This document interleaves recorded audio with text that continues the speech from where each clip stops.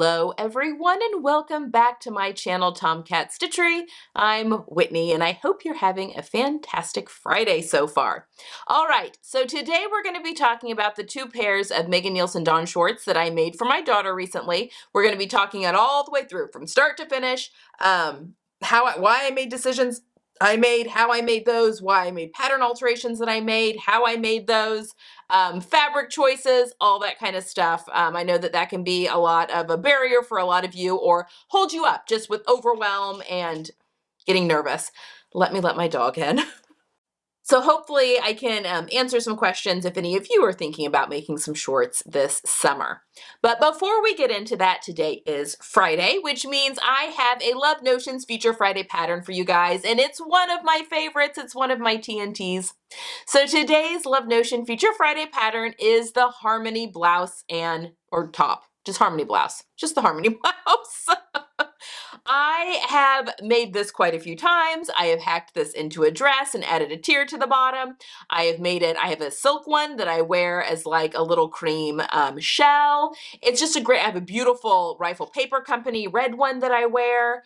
It's just a really great loose and flowy short sleeves, sleeveless. It's got a few different sleeve options, top.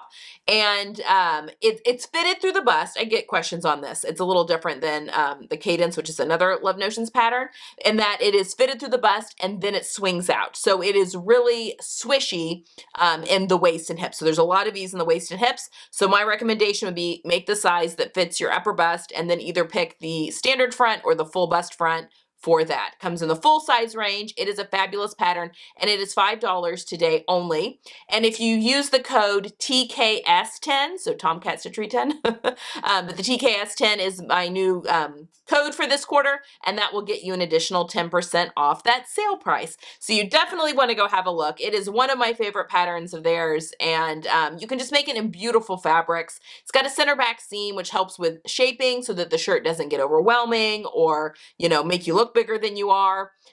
It's one of my personal favorites. So definitely one you may want to think about adding to your catalog if you haven't already. So that is today. All right. Let's talk about my daughter's newest pair of shorts. Now, a lot of times when I'm talking about finished makes, I am standing in front of you full screen with stuff on the model. But these are shorts and I'm just going to hold them up so I can easily talk you through bits and pieces of them because they're short and then I'm up by the camera and I can't put them on a mannequin anyway. So I thought I would do this one just a little bit differently than normal. But at the beginning of the summer, my daughter informed me that she had outgrown some of her shorts and needed a few replacements. Specifically, she needed a new pair of denim shorts, just like blue denim shorts, and a new pair of white shorts.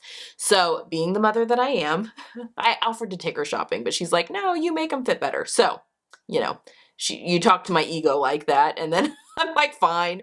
So I got on Minerva and I ordered two different kinds of denim for a couple of reasons also. I really wanted to try out some of Minerva's core range denim. So if you're not familiar with Minerva, they are fabrics. They are in the UK. Now, if you are in North America, they have free international shipping if you spend over 50 pounds.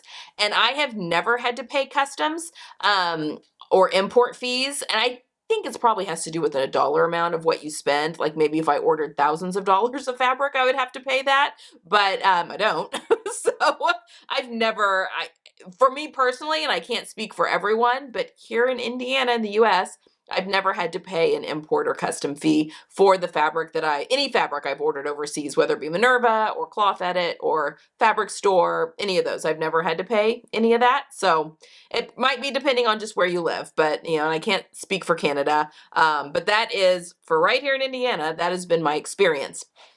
But they have got they're at Minerva, they've got core range fabrics, which are kind of stuff that they will always have. So it's stuff that they can restock, stuff that they carry over and over again. So just some really good basics that are over there. And everything that I've tried that have been Minerva core range have been really great quality. So I was anxious to try out a couple of their different denims.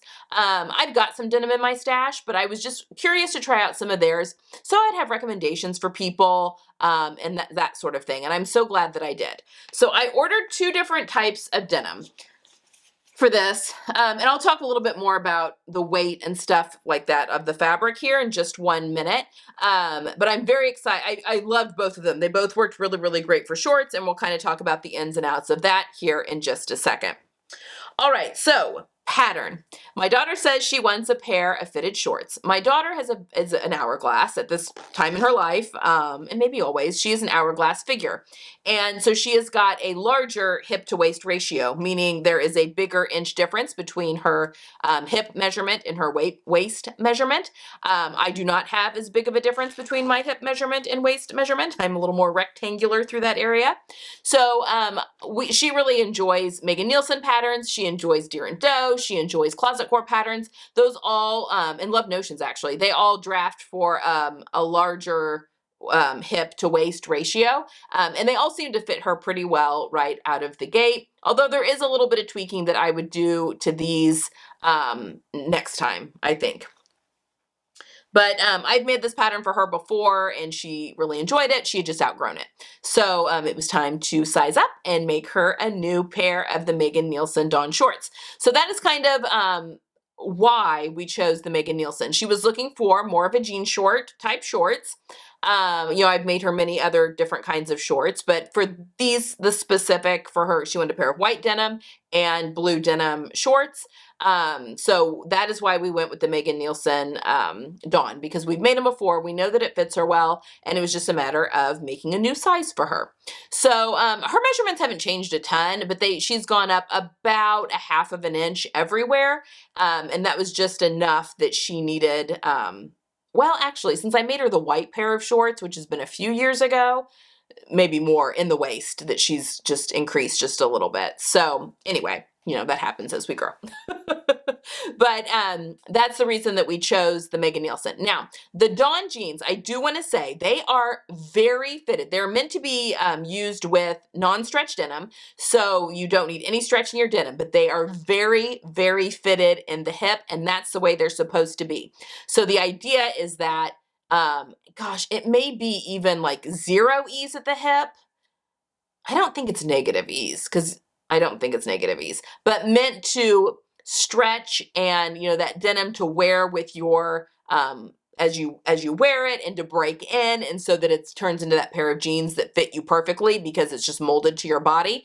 But like a vintage pair of jeans, which is what they're styled after, they're meant to be very tight at the beginning. So just keep that in mind if you are making that. And if you don't like that fit, you may want to, check your finished measurements, and you may want to size up a little.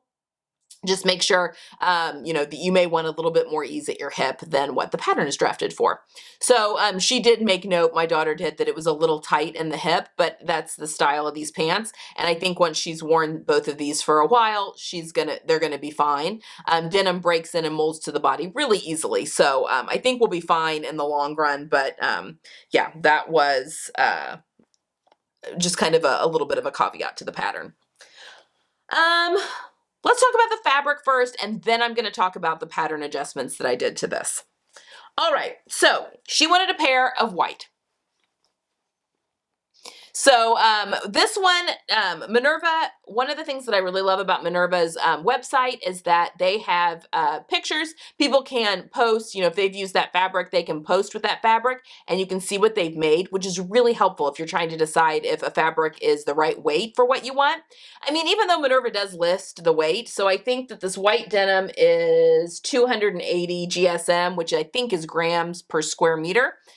So that's the actual weight of it. Sometimes I'm like, okay, great. I don't know what, even if it says like, 10 ounce or 8 ounce, I know ounce is just a little bit better, kind of how I like my denim, but that's the other reason. I just find it very helpful when you can look at someone else. And so someone had made a pair of white jeans out of this. It looked beautiful. Now this white fabric has a little bit of stretch in it, not a ton, but a little bit of stretch in it, maybe 10%, maybe. So a little bit more give. There is a little bit of elastane in there. Again, this is the 280 GSM, and it's lightweight.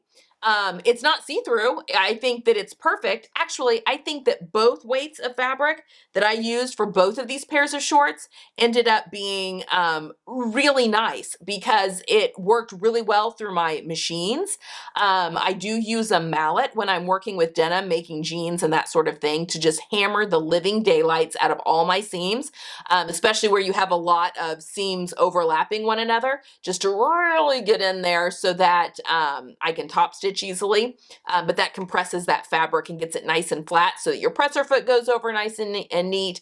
And it helps the needle also pass through there, so you're not breaking any needles or that sort of thing. Although obviously use the hand crank if you're nervous. It's better than breaking a needle and having shrapnel fly everywhere, for both you and the machine.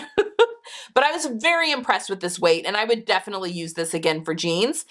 This is probably the lightest weight denim that I would want to use for a pair of fitted shorts like this, but it's perfect. Like, I think it worked really, really well. So it was perfect in that it was light enough that it went through the machine really easily, but heavy enough that it is hiding lumps and bumps and underwear and all that kind of stuff, especially with a pair of white jean shorts. So very impressed with this. It came in a few different colors. I will leave the fabric link down below. But if that's something that you're interested in, I was very impressed with this. Now, my buttons and my rivets, I get those from Wawak now. I can put buttons, I can put jean buttons. I've got rivets on each outside back pocket. I've got it on the outside there of the front pocket, and then I've got it on the little coin pocket. I don't have any fancy tools to put in my rivets other than a hammer and a pair of wire snips to cut my posts down for those rivets, and then a concrete floor. And that's what I use to put in my jean buttons and my rivets. I should take that back. I do have a leather hole punch that I use. I used to just use an awl that I would shove through the spot and just keep working it through back and forth to create a hole to put the rivets in the jeans button. But now I have a leather hole punch that does different size holes that I have used for a few of my leather projects. It works great for these. So I use the smallest hole, and I'm literally punching a hole in the fabric.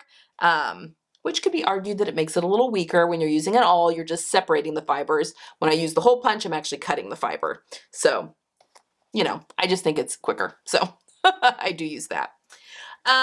Okay, so that was the white fabric. We'll talk about style choices here in a second. And then with the denim fabric, this is a little heavier. It's 290. So we have 280, 290 grams per square meter. Again, this is one of the thinner, this has zero stretch in it, this fabric. And this comes in a few different washes, like a few different colors of indigo. There is some, what's it called? Rub off, basically, which happens and it's not a sign of poor quality fabric. Indigo fabrics, your denims, they do, is it, I guess, leach fabric or leach dye kind of as you're wearing it. So sometimes, especially even if you've washed and dried it a couple of times, you'll be working with it and then you finish making the pair and you've got blue hands. Pretty, common. That's just what happens with indigo fabric. There's just a little bit of over dye that's left on those. But I think these are going to wear beautifully and wear in really, really nicely. I put rivets in the same spots on this pair as well that I get from Wawak. I used a jean zipper, so a metal teeth zipper on this pair. So it's just your regular old jean zipper. I buy all my zippers big and then just cut off the top. This one the white pair, I used a nylon zipper, but it's a big thick one. It's like a number 5 maybe. It's a thick one, nylon zip, maybe even a 10. But it's a nice beefy. I didn't want any kind of see-through, so I wanted a white zipper, and that's what I had in my stash. But I think that, again, just like with the white pair, this was like the perfect weight to go easily through my machine. The only thing that my machine balked at was bar tacking the belt loops at the top. That was a little too much, and the Bernina didn't like that very much. But, I just went back and forth on the industrial, and it worked fine. And it's the same color, so it matches. But it top stitched fine. My Bernina loved the top stitching, and I had the real thick buttonhole thread. I think it's the Gutermann Mara 30 maybe, that I use for my top stitching thread. It's like a buttonhole thread, also from Wallwack.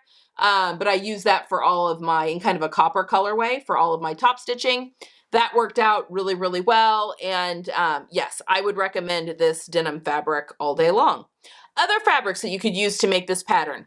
Heavyweight linen. You could definitely use a heavyweight linen, maybe from the fabric store. Any kind of heavier weight cotton twill. I know that, is it Robert Coffin that makes the Ventana twill? Any kind of bull denim would be beautiful for this pattern. Canvas, like cotton canvases, heavyweight cotton canvases would be lovely.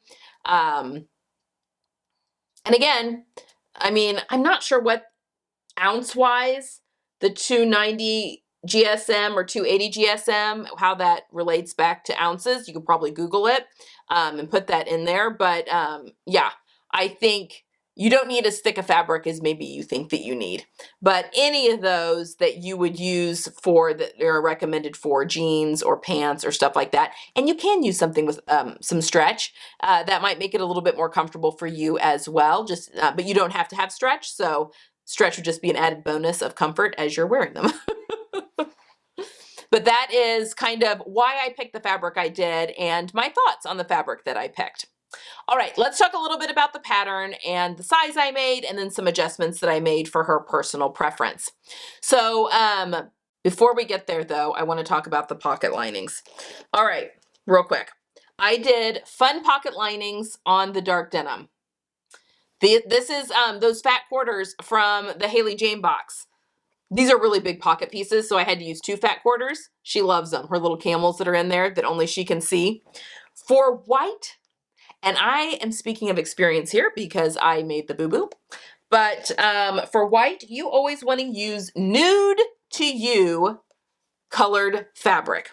Muslin or that sort of sheeting works great for us, for my daughter and myself. These are actually old sheets that I used for the pocketing here, but you don't want anything. In fact, those might be just borderline too white. You really don't want to use white because that shows through. So any color that is nude to you is perfect for white pocket linings, because then when it's all pressed up against your skin, you can't see the outline of the pocket. So there's my PSA on the pocketings.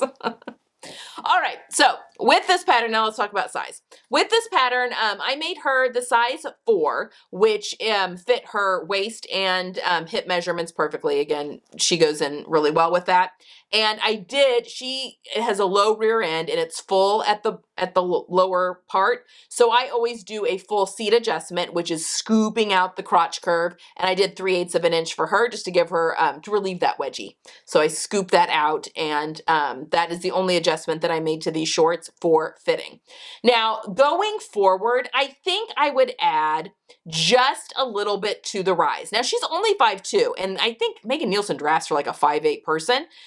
So that could be like, oh my gosh, I can't believe that, you would do that. Why would you need to do that? But I think she's very long in the torso. So proportionately, she's also getting a little bit of excess fabric right below the waist, which indicates the need for a sway back adjustment, which is actually shortening center back a little bit.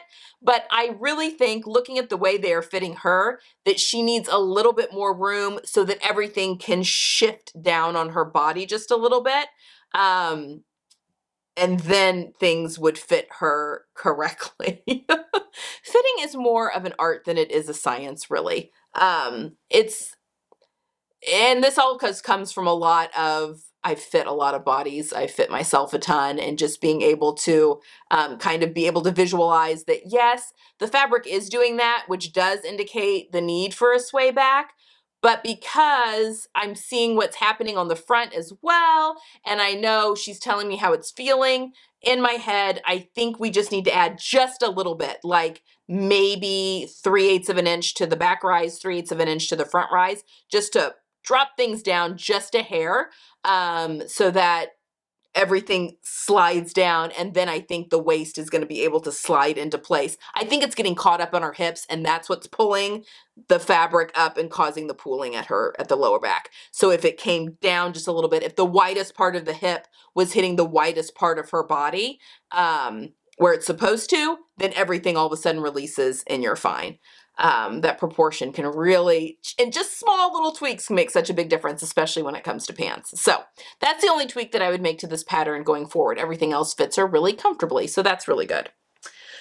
Okay, so one of the things that she wanted, style-wise, is that she loves the look of the distressed, but she hates the clothes that have holes in them already, only because she's like, they just get worse. Like, it just creates, and it's true, it creates a weak point in those. So even though they're stylish, they just get holes in them and they wear out so much quicker. So she kind of likes the look, and she was interested in doing like a cut-off look, but she's like, but I don't want them to run all the way up my leg. So what I did was, which makes it so easy because you don't have to hem them. I just did a stay stitch in matching fabric, about 5/8 of an inch from, it's like right there, is the line right at the top of that fold. Just so when things start unraveling, and they need to be washed a couple more times, I think, to get a really good like cut off look to them. But then it's going to stop at that stay stitch line. So they're not going to keep unraveling shorter and shorter. It will stop at that stay stitch line. So I do this on jeans where we want to leave a raw hem as well. And it just still gives you the look, but then you're not running into things like continually unraveling. So that's what we did to those. I sewed these as is, and so they're a little bit longer because I didn't take up the hem allowance. I went ahead and did the stay stitch though, where the fold would have happened had I done the hem, and then thinking, well, then the rest can just be fringy from that cutoff. So that's what I did with that pair. I gotta talk about the fly too, saying that so I don't forget. And then on the other pair, she wanted cuffs. Now, she had a pair of Old Navy jean shorts that were cuffed that she loved, and but it annoyed her because they had just serged the outside and then folded it up twice and then tacked it in the side seams. Well, when you wash that, it would unfold, and then the serged edge was like poking out the top, and so you kept having to like fold it back down and pressing it, and it just would never stay in shape. Not that I was expecting much from Old Navy, but it drove her nuts. So she's like, can you tack that down some way so that they stay, even after being washed, they stay folded? And I am proud to say that I figured that out, and I'm going to tell you how I did that right now. So what I did is, with the shorts pattern, I didn't keep it on here, but I cut 2 inches below the hemline. So I cut my fabric 2 inches below, folded it up at the bottom here, and then trued my sides so that, you know, the hem kind of goes, but added the 2 inches. I did that on the front and the back. So I made them 2 inches longer just there at the hem so that I would have room for the cuff. And what I did, excuse me, was that I folded it up 2 inches. So I folded that I did up the 2 inches, and then I folded the wrong side over to the right side, as you can see, 2 inches, and then I tucked that top down 1/2 of an inch. So that raw edge is been tucked down and gave it a good press. So the finished hem is 1.5 inches basically. And then I top stitched all the way around the shorts. So I've basically hemmed it, but hemmed it on the right side because I want the wrong side to show like it's just been cuffed. So once I did that, then I folded it up 1 inch. So I've got 1/2 inch here on the back, and then 1 inch of a hem, and gave it a good press.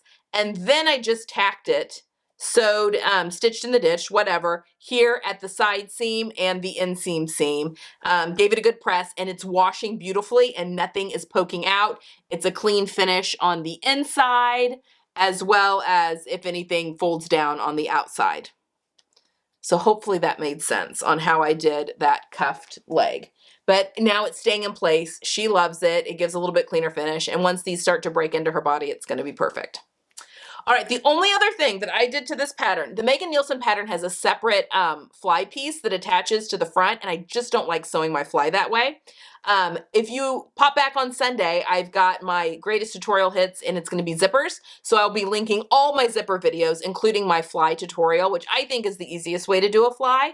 I mean, it's not original to me. It's nothing I made up, but this is the way that I had figured out how to, or learned from piecing together different things or whatever.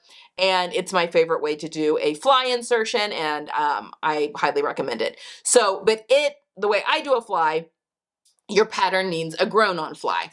So the Megan Nielsen front part of the shorts looks like this. So it does not have the grown-on fly. You sew it on, and just on one side. I just find that very fiddly. And then you're clipping in to the other side just at the seam allowance.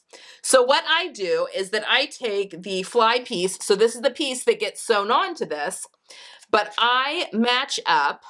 So you see the notch up here, that is the center front notch that's there at the top, and you've got center front here.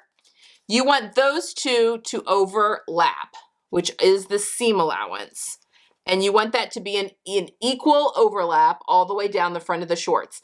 So when I lay this out, I just put my pattern weights over here, and then I cut out with this piece already attached. Because if this were sewn together at 5/8 of an inch seam allowance, that is what it would look like, you know, sewn together. And I just want to eliminate that seam allowance. And I want this fly piece on both sides. It's just the way I prefer to do my fly. So that's how I turned this into a grown-on fly pattern. So then I just cut out whoop and then whoop. And then I use this piece as interfacing, and then cut out my interfacing and interface that whole area on both sides with this fly piece. And then my fly tutorial works perfectly. So there you have it. So anyway, that is the adjustments that I made to my daughter's shorts. They batch cut out really quickly. I didn't batch sew them because obviously I was using very different thread and stuff for each one. But once I'd made one pair, I mean, I could make a pair of these in my sleep, and jeans as well. All jeans go together the same way. Jeans shorts, they all have the same parts. They all go together the same way. So at some point I will do a jean class that I'll sell on the as a digital class. Got to get shirt making out of the way first, but that's kind of the plan. But yeah, I made these up in no time at all, and it's very rewarding and lovely when you figure out how to make jeans, because it really isn't hard. And I find it very therapeutic because you get to beat the crap out of things with mallets to get things to lie flat. And there's a lot of hammer use because, you know, putting rivets in and all that kind of stuff, you use a hammer a lot, and I just like that. Something a little different. But there you go. Those are my daughter's new Dawn shorts from start to finish. Hopefully that answers some questions. Hopefully it gives you some confidence to go out and make yourself a pair of jean shorts or jeans as well. All right, guys, that's all I have for today. I hope you have a wonderful Friday, and I will see you again on Sunday. Have a good weekend. Bye.